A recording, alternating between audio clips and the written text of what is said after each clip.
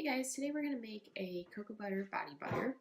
But first I wanted to talk to you a little bit about the difference between lotions and body butters. We've had a few questions on the Facebook group about making our own. So a body butter is going to be just oils and butters, um, where a lotion is going to have a water component to it.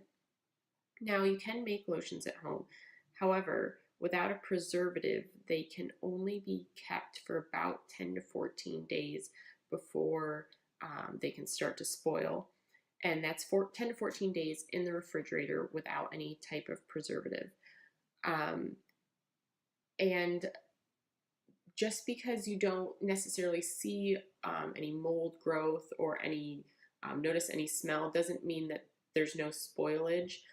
So I really wouldn't use them any longer than that 10 to 14 day range. Um, and to get a proper preservation, you really do have to use some sort of chemical. Sometimes you'll see people use different extracts and antimicrobial oils, but those aren't really strong enough in the dilutions that are skin appropriate to preserve your product. They could help a little bit, but not significant enough where you could keep them for months. Now, a body butter can be kept, depending on the oils that you use, anywhere from 6 to 18 months, provided that you don't use clean hands to scoop them out and you don't introduce any water um, into the body butters that might contaminate them.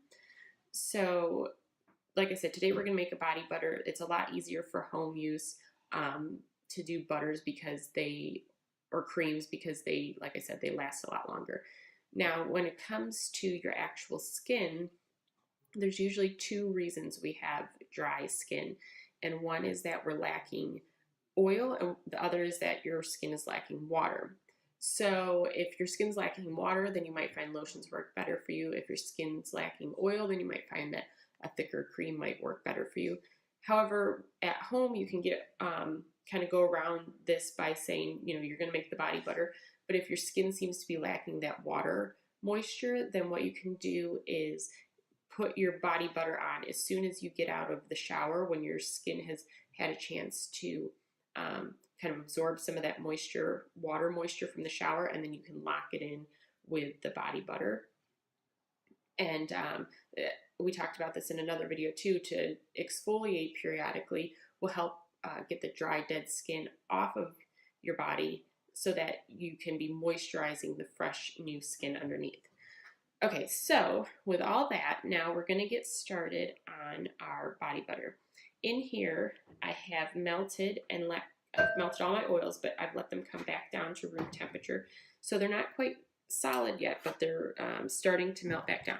So in here, I have 2.5 ounces of cocoa butter. It's an unrefined cocoa butter that I melted from. I get these little wafers from Mountain Rose Herbs, and they're really easy to measure. 10 of them equal 1 ounce. And I do all my stuff on a scale, but if you don't, on a kitchen scale just like this, they're pretty inexpensive.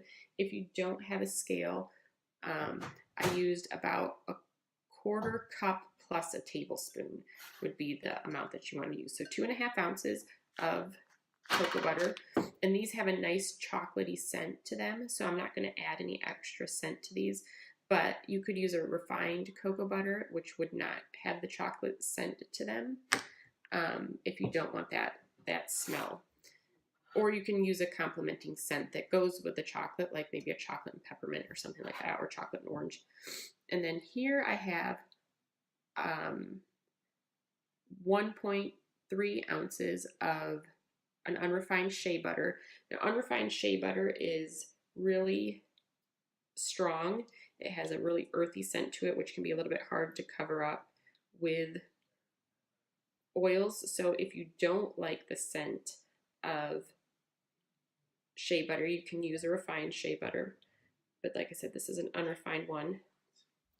And what this one looks like when you melt it, it has this, or before you melt it, I should say, it's a real thick butter there. And then I have 2.5 ounces with this, which is the same 1/4 cup plus a tablespoon of melted cooled coconut oil. And then our liquid oil, I'm using grapeseed oil. And I have about 2 ounces of that. Now you can substitute this for another liquid oil. This is a lighter weight oil, so if you use something like an olive oil, it's going to be a little bit heavier. Apricot oil would work nice, almond oil. I'm just going to give it a quick stir. Now if your oils are still a little bit warm, it'll take longer for it to whip up. These are pretty cool now, but we still might have to take a break and come back and let it sit and whip. Now our secret ingredient here is going to be arrowroot powder. If you find that when you use body butters that they seem a little bit heavier, a little bit oily, and they don't absorb nicely, you can add in a little bit of arrowroot powder. We're going to add in a tablespoon while it's still liquid, and that'll give it more of a powdery finish at the end, help it absorb a little bit quicker. I'm just going to stir it all together, and then I'm going to take my hand blender and whip it.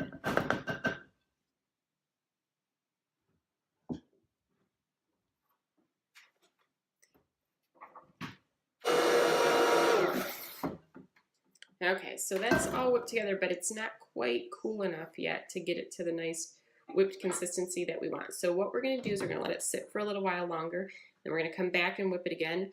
And what I usually do is if I just keep checking back, and eventually it'll get to a point where it starts to whip nicely, and it'll get like a nice fluffy, like whipped cream almost texture to it. But like I said, it takes a while. So, but you still want to mix them together while they're in a liquid state, or else they won't get fully incorporated. Now, sometimes when I'm doing something like this, you can pop it in the refrigerator and let it cool faster. However, when you're using a shea butter, that's not the best option for using shea butter, just because if a shea butter cools too quickly, it can make it have a granulated texture, which doesn't hurt the final product. It's just not as smooth and nice. So I'm going to leave it at room temperature here and let it cool. I'm going to come back and check it in probably about an hour or so, and then I'll just keep mixing it and letting it wait if it's not quite ready to firm up yet. So we'll check back in about an hour and see what it looks like. Okay, so it's been about an hour and a half, and we're going to go ahead and try to whip this again. It's gotten a lot firmer. As you can see, it's pretty solid looking. So we're going to go ahead and whip it for a couple minutes and see if it starts to fluff up. If not, then we'll do the same thing, wait another hour or so and come back, but we'll see how it whips up.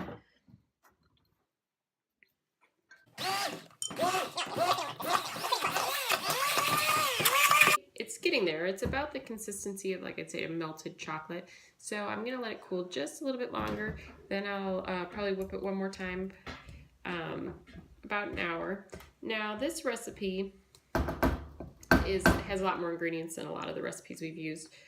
But if you wanted to try something just to get started, if you didn't have all these different butters or oils, you can make a really simple version of this with 1 butter, 1 oil. You could use 2 parts butter to 1 part oil and do the same technique.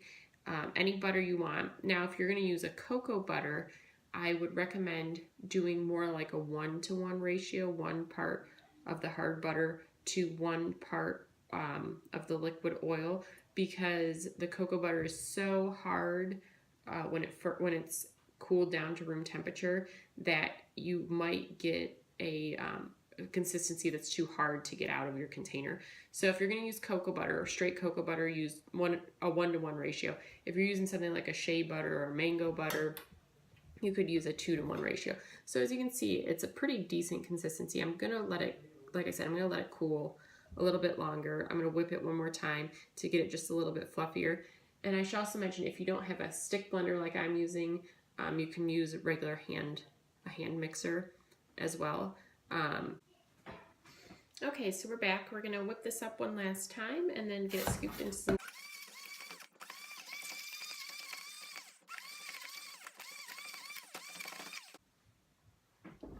Okay, if you can see that, it's got a nice whipped consistency. I'm just going to store it in a canning jar.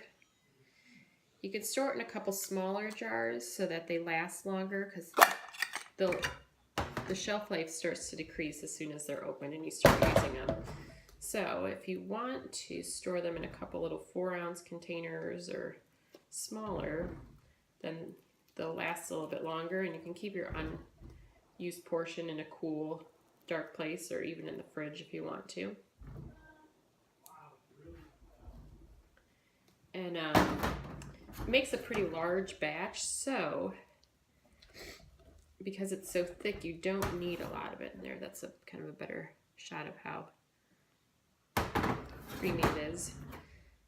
But share some with a friend, because like I said, it makes a big batch. You don't need a lot. Or you can make enough to last you a whole winter. Or longer, really, probably. You can see how nice and thick it is too. It doesn't just fall, it kind of sits up in the container. So this is just about enough for 1 8-ounce container. We'll tap it down after I'm off the camera, but so that gives you about 1 8-ounce container of the body butter.